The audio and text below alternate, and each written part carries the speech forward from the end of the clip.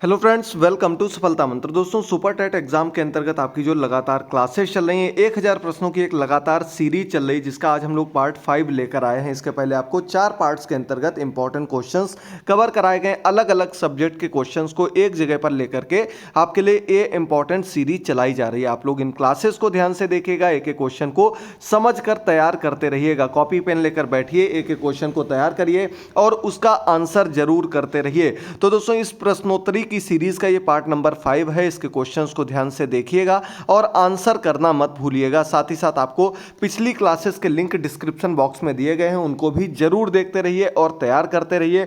साथ ही साथ दोस्तों, चैनल को सब्सक्राइब करिएगा। और आपको बता दें, टेलीग्राम पर आज ही कल शाम को एक ग्रुप बना दिया गया है। जैसा कि चैनल बना था उसी से रिलेटेड एक ग्रुप भी बना दिया गया, जिसका लिंक आपको हमारे टेलीग्राम चैनल पर मिल जाएगा, डिस्क्रिप्शन बॉक्स में मिल जाएगा। और वहां पर जाकर के अगर आप उससे जुड़ते हैं तो डेली रात को 9 बजे या 10 बजे आपको वहां पर इंपॉर्टेंट क्वेश्चंस का फ्री में क्विज देखने को मिलेगा। आप लोग भी उस क्विज में पार्टिसिपेट कर सकते हैं और क्वेश्चंस के आंसर दे सकते हैं। तो चलिए आगे बढ़ते हैं पहले क्वेश्चन पर। पहला क्वेश्चन आपके सामने आ चुका है। सत्यमेव जयते शब्द किस उपनिषद से लिया गया है? सत्यमेव जयते, जिसका अर्थ आप लोग जानते हैं कि सत्य की हमेशा विजय होती है, सत्य की हमेशा जीत होती है। ये आपका जो उक्ति है, इस उक्ति को लिया गया दोस्तों मुंडकोपनिषद से। यहां पर आपका बी नंबर ऑप्शन बिल्कुल करेक्ट हो जाएगा। बहुत बढ़िया, बी नंबर ऑप्शन। सभी लोग करेक्ट आंसर करते रहिए और जिनके गलत हो रहे हैं वो उनको सुधारते रहिएगा। अगला क्वेश्चन है, चांदी का सिक्का टका किसने चलाया था? तो दोस्तों, चांदी का सिक्का जिसका नाम था टका, यह चलाया गया था इल्तुतमिश के द्वारा। बी नंबर ऑप्शन आपका बिल्कुल करेक्ट हो जाएगा। चांदी के सिक्के का नाम टका था। इसी प्रकार से एक सिक्का और चलाया गया था, पीतल का सिक्का, जिसका नाम था जीतल। इस रूप में इसको जानते हैं। और ये आपके जो सिक्के चलाए गए थे, ये मुख्य रूप से अरबी सिक्के थे, पूर्णतः अरबी सिक्के थे, जिसे इल्तुतमिश के द्वारा चलाया गया था। आगे बढ़ते हैं, थर्ड नंबर क्वेश्चन पर दिया गया, भारत आने वाले प्रथम यूरोपीय कौन थे? तो आपको पता होगा दोस्तों, भारत में बहुत सी विदेशी शक्तियों ने अलग अलग समय में शासन किया है, चाहे वो आपकी अरबी हो, तुर्क हो, मुगल हो, या विदेशी अंग्रेज हो, या फिर डच हो, पुर्तगाली हो, सभी ने किया था। लेकिन बात यहां पर की जा रही है यूरोपियों की। यूरोपियों में आपके कौन कौन आ जाते हैं? यूरोपियंस में आपके ब्रिटिश आ जाते हैं, डच आ जाते हैं, पुर्तगाली आ जाते हैं, फ्रांसिस आ जाते हैं। लेकिन जो सबसे पहले भारत में आए थे वो आपके पुर्तगाली थे। पुर्तगालों ने सबसे पहले भारत को खोज निकाला था और यहां पर शासन प्रारंभ कर दिया था। हालांकि वे ज्यादा समय तक अपना वर्चस्व स्थापित नहीं कर पाए, अन्य विदेशी शक्तियों ने उनको उखाड़ फेंका था। अगला फोर्थ नंबर क्वेश्चन है, निम्नलिखित में से किस सिख गुरु ने अमृतसर में आधारशिला रखी थी? यानी कि अमृतसर जो आपका शहर बनाया गया था, स्थापित किया गया था, पंजाब का प्रमुख शहर है, उसकी स्थापना आधारशिला किसने रखी थी? आपके सामने सिख धर्म गुरुओं के नाम दिए गए हैं। इसमें सिख धर्म के चौथे गुरु हुए हैं गुरु रामदास। इन्होंने ही अमृतसर शहर की स्थापना रखी थी। आपका सही ऑप्शन यहां पर बी नंबर ऑप्शन हो जाएगा। बहुत बढ़िया, सभी लोग एक एक क्वेश्चन को जरूर समझते रहिएगा। आपको प्रीमियर के तौर पर यह क्लास लगातार दोपहर में 12 बजे दी जाती है। ऐसे ही अपना सपोर्ट बनाए रखिए और क्लासेस को देखते रहिए। 5 नंबर क्वेश्चन आपके सामने कि भारत में गांधी जी का प्रथम सत्याग्रह कहां हुआ था?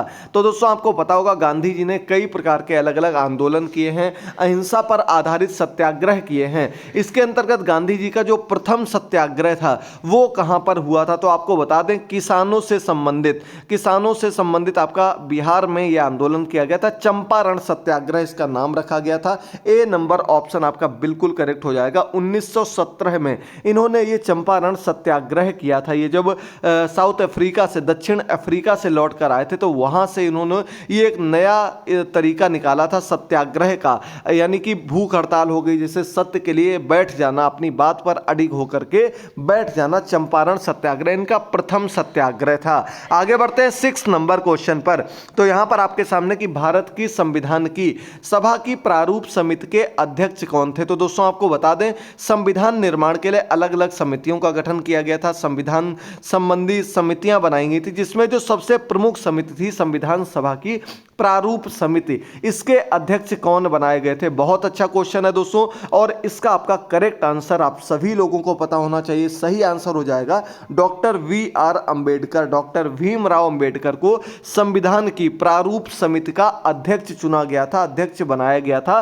सी नंबर ऑप्शन यहां पर आपका बिल्कुल करेक्ट हो जाएगा। याद रखिएगा, बहुत ही महत्वपूर्ण क्वेश्चन है, संविधान से जरूर क्वेश्चन देखने को मिलता है। अगला 7 नंबर क्वेश्चन आपके सामने कि भारतीयों में से कौन सा अनुच्छेद विधि के समक्ष समता के अधिकार से संबंधित है? यानी कि समता का अधिकार क्या था? समानता का अधिकार। किसके अंतर्गत? विधि के समक्ष, कानून के अंतर्गत, हमारे जो संविधान है उसके अंतर्गत जो समानता का अधिकार दिया गया है वो किस अनुच्छेद के अंतर्गत दिया गया है? तो इस क्वेश्चन का आपका सही ऑप्शन यहां पर हो जाएगा दोस्तों अनुच्छेद 14 है। अनुच्छेद बी नंबर ऑप्शन में दिया गया आपका अनुच्छेद 14 है।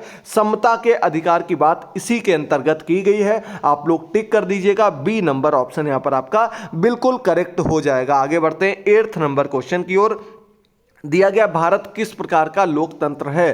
तो दोस्तों आपको बताना, भारत जो लोकतंत्र है कह सकते हैं विश्व का सबसे बड़ा लोकतांत्रिक देश है, सबसे बड़ा यहाँ पर प्रजातंत्र है, सबसे बड़ी संख्या में यहाँ पर लोग रहते हैं और लोकतंत्र का पालन करते हैं, यानी कि जो चुना जाता है वो अपना शासन करता है। यहाँ पर किसी प्रकार की तानाशाही नहीं चलती है। तो आपको बता दें ये प्रतिनिधियों का लोकतंत्र है। प्रतिनिधियों का लोकतंत्र कैसे? यानी कि प्रत्येक क्षेत्र से प्रतिनिधियों को चुना जाता है, अलग अलग क्षेत्र से अलग अलग पार्टियों के प्रतिनिधियों को चुन करके हम संसद में, लोकसभा में, राज्यसभा में, सदनों में भेजते हैं। इसलिए ये लोकतंत्र कैसा है? प्रतिनिधियों का लोकतंत्र कहलाता है। आगे बढ़ते हैं अगले क्वेश्चन पर। 9 नंबर क्वेश्चन है, भारत के राष्ट्रपति को उनके पद से कौन हटा सकता है? बहुत अच्छा क्वेश्चन है दोस्तों। भारत के जो राष्ट्रपति हैं उनको उनके पद से महाभियोग लगा करके हटाया जा सकता है। महाभियोग कहां पर लगता है? तो आपको बता दें ये संसद में लगता है। सी नंबर ऑप्शन आपका बिल्कुल करेक्ट हो जाएगा। संसद में महाभियोग लगा करके भारत के राष्ट्रपति को उनके पद से हटाया जा सकता है। आगे बढ़ते हैं 10 नंबर क्वेश्चन पर। लोकसभा की बैठक आयोजित करने के लिए न्यूनतम कितनी संख्या में सदस्य उपस्थित होने चाहिए? इसके पहले हमने आपको बताया था लोकसभा कोरम के लिए कितने सदस्यों की आवश्यकता होती है। तो कोरम को यही कहते हैं। कोरम क्या होता है? जब हम किसी बैठक का आयोजन करते हैं, बैठक रखी जाती है लोकसभा में, तो वो कोरम कहलाता है। और इसके लिए जो कुल सदस्यता उसके 10वें भाग की आवश्यकता पड़ती है, यानी कि 1/10 सदस्य यदि इसके लिए हामी भर देते हैं तो बैठक का आयोजन कर दिया जाता है। बी नंबर ऑप्शन आपका बिल्कुल करेक्ट हो जाएगा। चलिए बढ़ते हैं 11 नंबर क्वेश्चन पर। दिया गया ब्रह्मांड के अध्ययन को किस नाम से जाना जाता है? इस प्रकार के क्वेश्चंस भी एग्जाम में पूछे जा सकते। तो जो इंपॉर्टेंट हैं वो सब चीज़ें आपको हम कवर करा रहे हैं। इसके अलावा बहुत अच्छे क्वेश्चंस आपको हमारे टेलीग्राम चैनल ग्रुप पर भी देखने को मिलेंगे। आप लोग जरूर वहां पर जुड़ जाइएगा, लिंक आपको डिस्क्रिप्शन बॉक्स में दिया गया। अधिक से अधिक संख्या में जुड़ेंगे तो डेली आपको 2 क्विजेज भी वहां पर करा दिए जाएंगे और बिल्कुल फ्री ऑफ कॉस्ट आपको अलग अलग सब्जेक्ट के इंपॉर्टेंट क्विज वहां पर देखने को मिलेंगे। आप लोग पार्टिसिपेट करिएगा, आपस में डिस्कशन करिएगा और देखिएगा कितने क्वेश्चंस आप लोग कर पाते हैं। तो ब्रह्मांड के अध्ययन को हम कॉस्मोलॉजी के रूप में जानते हैं। ब्रह्मांड ज्ञान या कॉस्मोलॉजी के रूप में इसको जाना जाता है।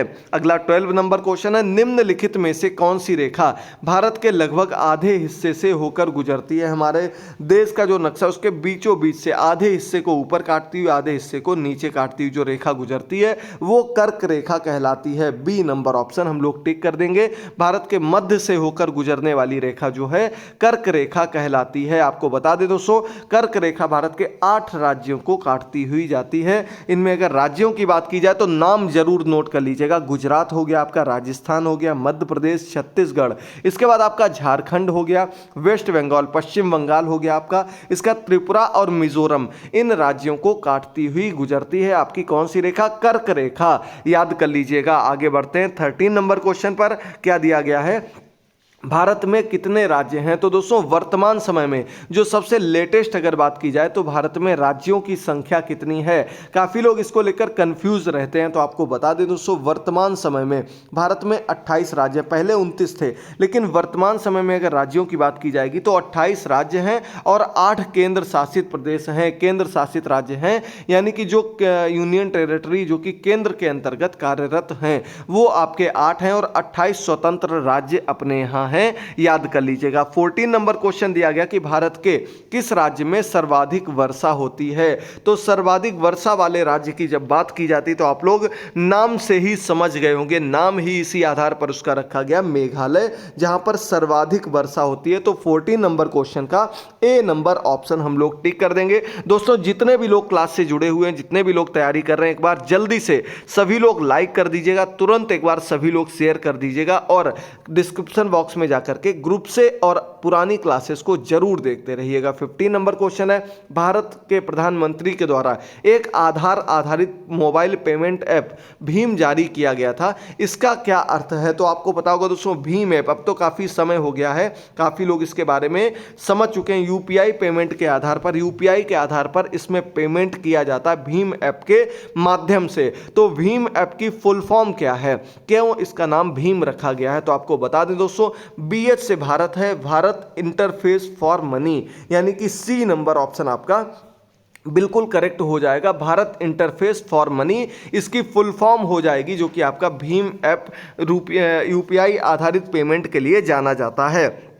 आगे बढ़ते हैं 16 नंबर क्वेश्चन पर, भारत में कर्मचारियों होते महंगाई भत्ता तय करने का आधार क्या होता है। तो दोस्तों जो महंगाई भत्ता दिया जाता है भारत में कर्मचारियों को, उसका आधार क्या होता है, किस आधार पर इस महंगाई भत्ता को बढ़ाया जाता है, किस आधार पर इसको दिया जाता है। तो ऑप्शंस आपके सामने दिए गए हैं। 16 नंबर क्वेश्चन है और इसका आपका सही ऑप्शन हो जाएगा उपभोक्ता मूल्य सूचकांक के आधार पर, यानी कि जो कंज्यूमर्स हैं उनके आधार पर कि कितना प्रति व्यक्ति के आधार पर कंज्यूम हो रहा है, किस आधार पर उनकी महंगाई बढ़ती जा रही है, इस आधार पर महंगाई भत्ता बढ़ाया जाता है। बी नंबर ऑप्शन आपका बिल्कुल करेक्ट हो जाएगा। बहुत बढ़िया, जल्दी से सभी लोग जुड़ते रहिए, क्वेश्चंस को देखते रहिए। डेली आपको 12 बजे हमारी क्लास मिलती है, इन क्वेश्चंस को आपको डेली के डेली देखते रहना है और अपनी तैयारी करते रहना। अगर किसी भी प्रकार का कोई डाउट आता है तो कमेंट करके बता सकते हैं, सभी लोगों के कमेंट्स देख लेते हैं। हालांकि ज़्यादा रिप्लाई करने का समय नहीं मिल पाता, लेकिन फिर भी जितना ज़्यादा से ज़्यादा होता है आप लोगों को रिप्लाई करते रहते हैं। सभी का कमेंट्स करने के लिए बहुत बहुत धन्यवाद। 17 नंबर क्वेश्चन है, भारतीय रिजर्व बैंक का राष्ट्रीयकरण किस वर्ष किया गया। तो आपको बता दें दोस्तों, जब हमारा देश स्वतंत्र नहीं हुआ था तो ये कैसी एक प्रकार से पूंजीपतियों की बैंक, प्राइवेट बैंक के आधार पर इसको जाना जाता था, जो कि किसी एक व्यक्ति विशेष के लिए जानी जाती थी। लेकिन जब हमारा देश स्वतंत्र हुआ, इसके बाद 1 जनवरी 1949 को, बी नंबर ऑप्शन दिया गया, 1949 को इस बैंक का सबसे पहले नेशनलाइजेशन किया गया, राष्ट्रीयकरण किया गया, यानी कि ये पूरे देश की प्रमुख बैंक बना दी गई। ये सरकार ने अपने अंडर में ले लिया, गवर्नमेंट ने इस बैंक को अपने अंडर में लेते हुए इसका राष्ट्रीयकरण कर दिया 1949 में। बी नंबर ऑप्शन यहां पर आपका बिल्कुल करेक्ट हो जाएगा। 18 नंबर क्वेश्चन दिया गया कि भारत में प्रथम पंचवर्षीय योजना का प्रारंभ किस वर्ष हुआ था। तो दोस्तों भारत में प्रथम पंचवर्षीय योजना का जो आरंभ किया गया था वो कब हुआ था। आपको बता दें कि हमारे देश का संविधान लागू होने के बाद, हमारा देश जब स्वतंत्र हो गया, संविधान लागू हो गया, उसके बाद आपका 1951 में प्रथम पंचवर्षीय योजना का आरंभ किया गया था, यानी कि 5-5 वर्ष का टारगेट लेते हुए उसके अंतर्गत आने वाली योजनाओं को कंप्लीट करते हुए इसका प्रमुख रूप से क्रियान्वयन किया गया था प्रथम पंचवर्षीय योजना का। डी नंबर ऑप्शन आपका बिल्कुल करेक्ट हो जाएगा। चलिए आगे बढ़ते हैं। 19 नंबर क्वेश्चन पर दिया गया आवाज की माप का मात्रक क्या होता है, ध्वनि का मात्रक क्या होता है, जो हम बोलते हैं इन सब चीजों का मात्रक क्या होता है।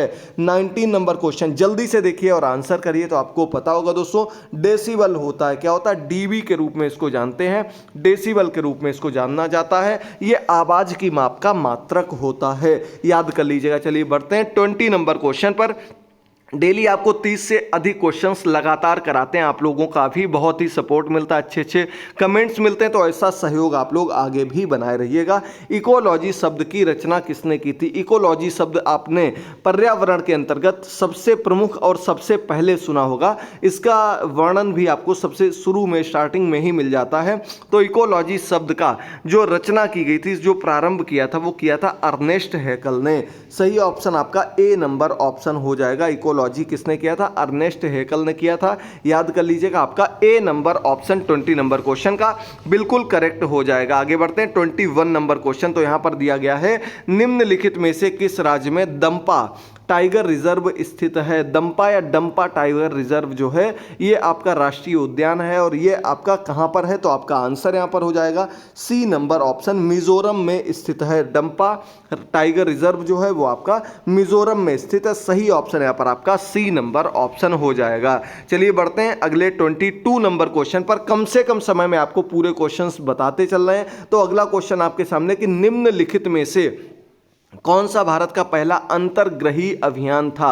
अंतर्ग्रही अभियान, अंतर्ग्रही का मतलब है जो किसी ग्रह के पर आधारित अभियान था। तो आपको बता दें दोस्तों कि मंगलयान मिशन जो था वो पहला अंतर्ग्रही अभियान था। बी नंबर ऑप्शन यहाँ पर आपका बिल्कुल करेक्ट हो जाएगा। मंगलयान मिशन ये भारत का पहला अंतर्ग्रही अभियान के रूप में जाना जाता है। 23 नंबर क्वेश्चन है, निम्नलिखित में से कौन सी किताब मुंशी प्रेमचंद्र द्वारा नहीं लिखी गई? तो दोस्तों फिर से आपको बता रहे हैं कि यहाँ पर आपको नहीं वाली क्वेश्चंस को बहुत ही ध्यान से सुनना है, समझना, क्योंकि कई बार गलती हो जाती जल्दबाजी में और वो सही वाले पर, यानी कि कौन सी है। हो सकता है आपको चार में से एक ही नाम आपने सुना हो और आप उसी को टिक मार रहे हैं, वो आपका गलत हो जाए। तो कौन सी मुंशी प्रेमचंद्र जी के द्वारा रचित बुक नहीं है? तो आपको पता होगा गबन, गोदान, निर्मला, ये इनके प्रमुख उपन्यासों के रूप में जाने जाते हैं और ये आपका सी नंबर ऑप्शन गाइड उपन्यास जो है ये इनके द्वारा रचित नहीं है, बल्कि ये किसके द्वारा? आर के नारायण, बहुत ही प्रमुख रूप से इनका नाम भी आता है आर के नारायण, इनके द्वारा रचित है गाइड बुक और ये उपन्यास है। बहुत ही प्रसिद्ध इंग्लिश के उपन्यासकार हुए हैं आर के नारायण। बाकी तीनों जो है वो मुंशी प्रेमचंद्र जी के द्वारा रचित रचनाएं हैं। चलिए आगे बढ़ते हैं। 24 नंबर क्वेश्चन दिया गया है, डांडिया कहाँ का एक लोकप्रिय नृत्य शैली है? नृत्य शैली के अंतर्गत आता आपका डांडिया। आप सभी लोगों को पता होगा, ज़्यादा सोचने की ज़रूरत नहीं है। और इसका आपका सही आंसर क्या हो जाएगा? जल्दी से एक एक क्वेश्चन को समझना है, आंसर करना और इसी प्रकार से जुड़े रहना है। लगातार आपको क्लासेस देते हैं, क्वेश्चंस कराते हैं। तो आपको बता दें दोस्तों, आपका सही ऑप्शन यहाँ पर बी नंबर ऑप्शन हो जाएगा। गुजरात बिल्कुल करेक्ट हो जाएगा। डांडिया जो है आपके गुजरात में प्रसिद्ध है। सही ऑप्शन आपका बी नंबर ऑप्शन। भांगड़ा आपका पंजाब में है।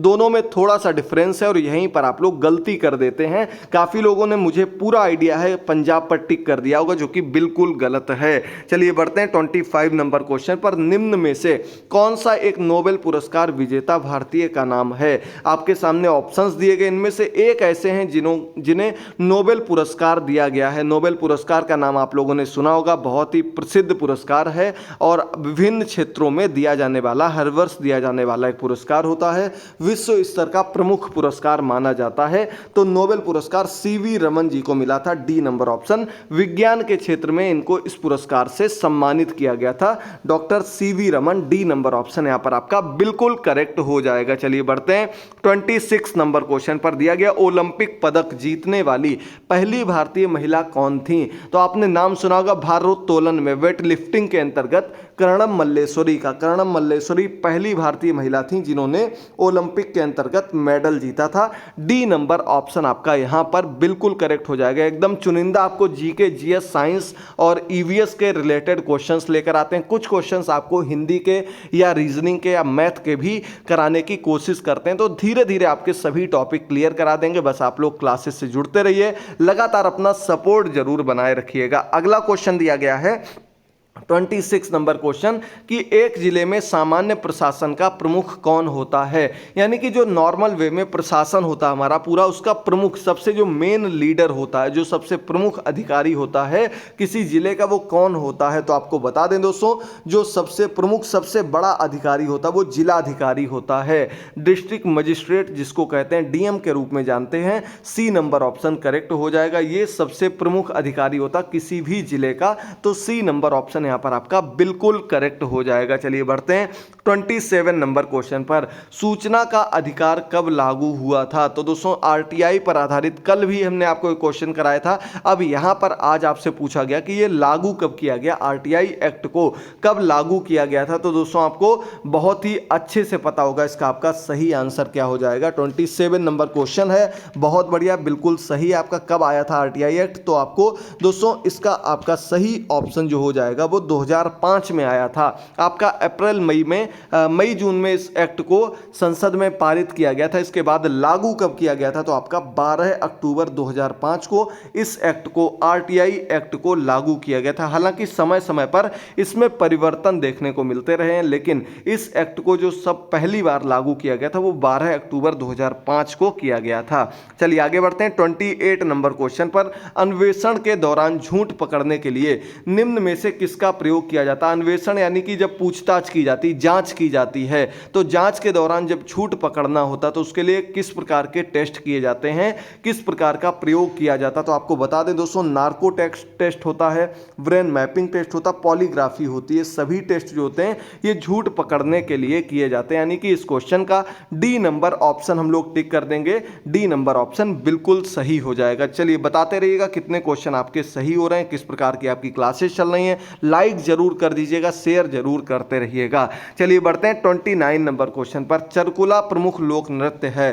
चरकुला नृत्य जो है किस क्षेत्र का प्रमुख नृत्य है? बताइए जल्दी से। लोक नृत्य के रूप में जाना जाता है। 29 नंबर क्वेश्चन है और इसका आपका जो सबसे सही आंसर हो जाएगा बी नंबर ऑप्शन। ब्रजभूमि का एक प्रमुख नृत्य होता है, नाम है चरकुला नृत्य। बी नंबर ऑप्शन यहां पर हम लोग बिल्कुल टिक कर देंगे। बहुत बढ़िया, सभी लोग जुड़ते रहिए, क्लासेस को देखते रहिए। इसी प्रकार की क्लास आपको दोपहर में 12 बजे डेली दी जाती है। लाइव क्लास के तौर पर चलाते हैं, प्रीमियर के तौर पर ये क्लास आपको दी जाती है। अगर आपको समझ में आ रही हो, निश्चित तौर पर आप अगर अपनी एक सीट पक्की करना चाहते हैं तो इन क्लासेस को बिल्कुल भी मिस मत करिएगा। बाकी आपके शिक्षण कौशल, जीवन कौशल, बाकी जितने भी सब्जेक्ट्स बच रहे हैं, करंट अफेयर बच रहा है, वो सब कुछ भी आपको बहुत ही जल्द स्टार्ट कर दिया जाएगा। बस आप लोग लाइक शेयर करते रहिए, चैनल को सब्सक्राइब करते रहिए और जुड़े रहिएगा। अंतिम क्वेश्चन आपको एक मैथ का क्वेश्चन दे रहे हैं, देखिए जल्दी से। छोटा सा क्वेश्चन है लेकिन इस पर आधारित क्वेश्चन आपको जरूर देखने को मिलता है कि तीन निरंतर संख्याओं का योग जो है, जोड़ जो है 87 दिया गया है, 87 दिया गया है। इन तीन संख्याओं में अधिकतम संख्या कौन सी, यानी कि सबसे बड़ी संख्या आपको चुननी है। निरंतर संख्या यानी कि लगातार जो आपकी एक वे में क्रमागत संख्याएं जिनको कहते हैं, क्रम से चलने वाली संख्याएं, उनका योग 87 दिया गया। यानी कि अगर हम मान लें कि एक संख्या हमारी x है, दूसरी क्या हो जाएगी x+1 यानी कि उसके अगली वाली हो जाएगी, तीसरी क्या हो जाएगी x+2 हो जाएगी, और बराबर इनका योग कितना दिया गया है? 87 दिया गया है। यानी कि x कितने हो गए? 3 हो गए। 3x+1 और 2 3 हो गए, बराबर कितना हो गया? 87 हो गया। 3 इसमें से कॉमन ले लें हम, यहाँ क्या बचेगा? x+1 बराबर 87। अगर इसको हम 3 से काट देंगे, क्योंकि क्रॉस मल्टीप्लाई, कैंची गुणा जब करते हैं तो ये इसके बटे में आ जाएगा, अपॉन में आ जाएगा, तो ये आपका आ जाएगा यहाँ पर 29। कितना आ जाएगा? 29। अब यहाँ पर क्या आ गया? x+1 बराबर 29 आ गया, तो x बराबर क्या हो जाएगा? ये उधर जाएगा तो माइनस में हो जाएगा, यानी कि 29 में से 1 घटा देंगे, 28 बचेगा। हमारा x का मान 28 आया है, यानी कि एक संख्या हमें पता लग गई 28 है। अब काफी लोग सीधे क्या करेंगे? 28 पर टिक कर देंगे और वही आपका गलत हो जाएगा। हमें सबसे बड़ी संख्या बतानी है। 3 क्रमागत संख्याएं हैं, सबसे छोटी हमें पता लग गई कितनी? 28 है। अब 28 में 1 जोड़ देंगे 29 आ जाएगी, और 29 में 1 जोड़ देंगे 30 आ जाएगी। यानी कि सबसे बड़ी संख्या जो आपके सामने आएगी, जल्दी से सभी लोग समझ लीजिएगा, स्क्रीनशॉट ले लीजिएगा, और इसका आपका सही आंसर 30 हो जाएगा। डी नंबर ऑप्शन बिल्कुल सही हो जाएगा। बहुत ही छोटा सा क्वेश्चन था, बहुत ही आसान क्वेश्चन था, लेकिन मैथ देखकर काफी लोग घबरा जाते हैं। मैथ भी बहुत ही जल्द आपको समझाने वाले हैं, बहुत ही ध्यान से क्लासेस को लेना है। अगर आपको इस प्रकार की और क्लासेस चाहिए तो जल्दी से कमेंट करके बताइएगा। टेलीग्राम पर आप लोग हमारे साथ जरूर जुड़ते रहिएगा, क्योंकि वहां पर बिल्कुल फ्री में आपको क्विज कंडक्ट कराने वाले हैं। लगातार आपको सुपर टेट अन्य एग्जाम से रिलेटेड क्विज देखने को मिलेंगे। मिलते हैं अगली क्लास में, तब तक के लिए थैंक यू दोस्तों, गुड बाय, टेक केयर।